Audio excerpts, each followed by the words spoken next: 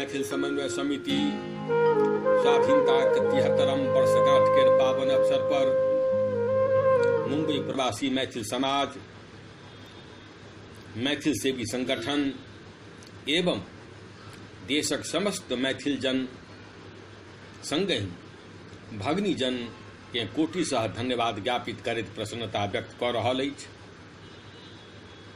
समन्वय समिति आजादीक विलक्षण महापर्व केर पुनीत अवसर पर ओहि स्वतंत्रता सेनानीक प्रति आदरांजलि सेहो अर्पित करैत अछि, जिनक त्यागमयी बलिदानक फलस्वरूप स्वतंत्रता प्राप्त कयल गेल।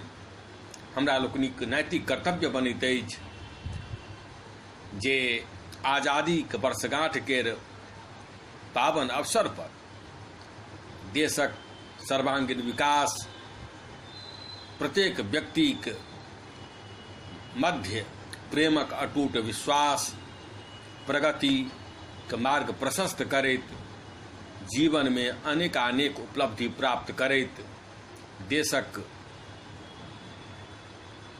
भविष्य के प्रति अपन समर्पित सेवा रूपी योगदान दैत कर्तव्यक निर्वहन करैत हमरा लोकनि आगू बढ़ी।